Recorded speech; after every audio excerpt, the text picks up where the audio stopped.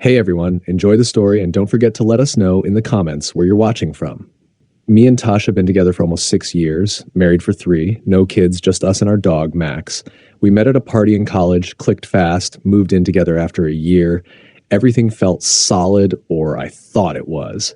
She's always been into fitness, yoga, that whole wellness scene. And lately, she started her own little thing on TikTok and Instagram, doing short workout clips, stretching tutorials.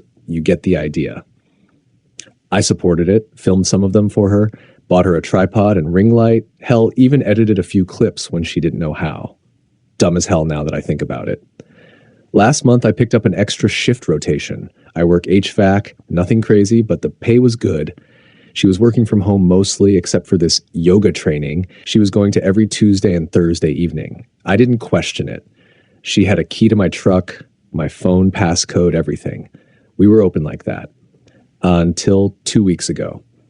I came home early on a Thursday. Job site had a gas leak. Whole crew got sent home. I didn't text her I was coming back early because I figured maybe we'd grab dinner out or something. I walk in, lights are off. Max is locked in the spare bedroom, barking his head off. Already weird. I head to the bedroom, thinking maybe she's asleep or doing yoga. Doors closed. I open it and there's nothing. Bed's untouched. No candles, no mat, nothing. I check the bathroom. Empty. Then I noticed the tripod was gone. Now here's the part I can't shake. We got this old security system. Dumb little thing I installed myself years ago. Only used it when we both left the house, but I'd recently put in a new wireless cam in the living room, mostly for Max when we left. The thing uploads clips to a cloud drive when it detects motion. I go on the app just out of habit. There's footage from that afternoon. Timestamp 2:46 p.m. I hit play. At first, it's just Tasha setting up the tripod in the living room in her black sports bra and those tight leggings she always wore for yoga clips. She adjusts the camera, steps back, does a little pose check. Then a guy walks into frame.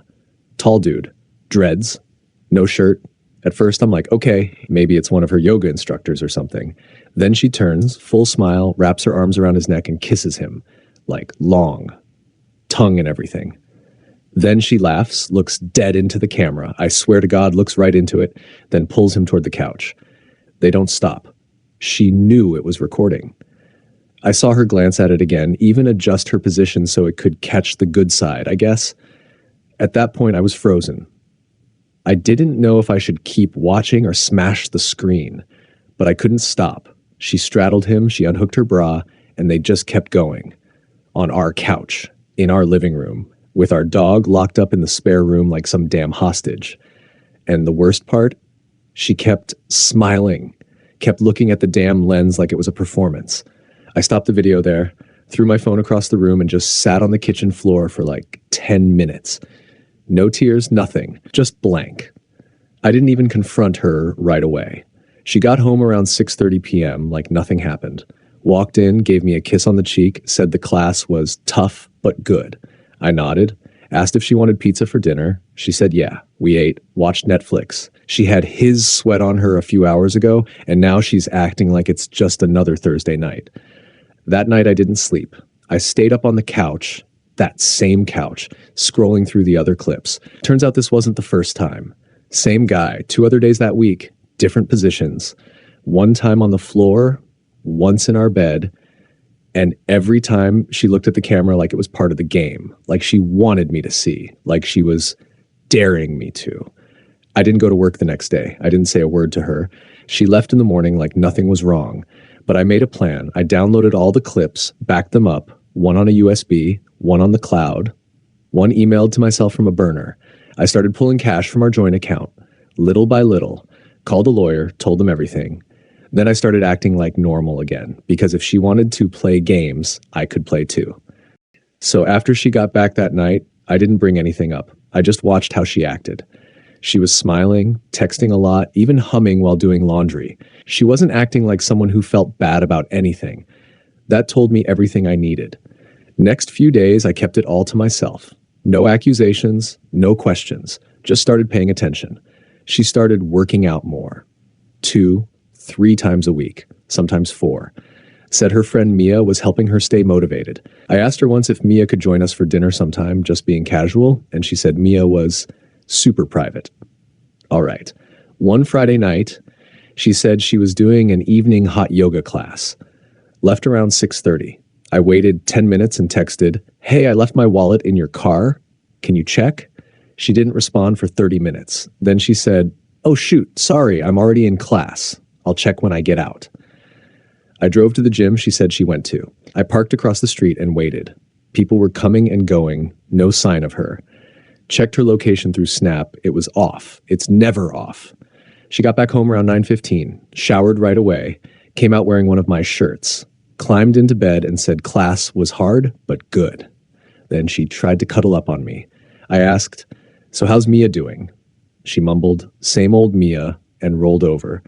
The next day, I asked to borrow her car for errands. She hesitated for a second, just for a second, then handed me the keys. I didn't need the car. I just wanted to see if she'd clear anything out. She did. No gym bag in the back seat, no hair ties, not even a receipt. Nothing. But I did find an extra phone charger in the glove box. She didn't usually keep one there. It was a backup, cheap kind, probably for when she was at someone else's place and needed to charge up. Sunday, she said she was going out for coffee with a coworker named Leah. Left around noon. This time I didn't sit around. I got in my truck and tailed her from a few streets behind. She didn't drive toward any cafe.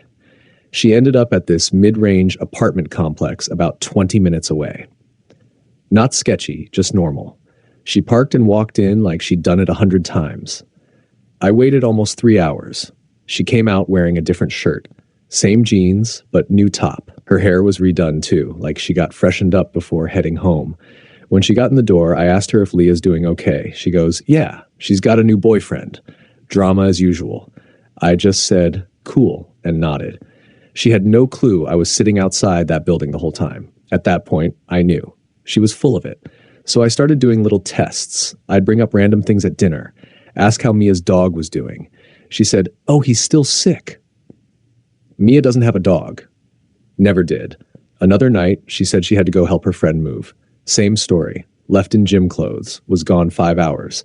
I texted her while she was out. "Want me to bring you anything?" She said, "We're grabbing food now. All good, babe." 15 minutes later, I drove out to the same place. Her car was in the lot again. Same complex. Same building. I drove slow and saw her balcony light on. Curtains closed, but shadows moving inside. That night when she came home, she told me her friend's new apartment was cute but cramped. Then said they were too tired to unpack anything. Said she was starving too. Asked if we could order takeout.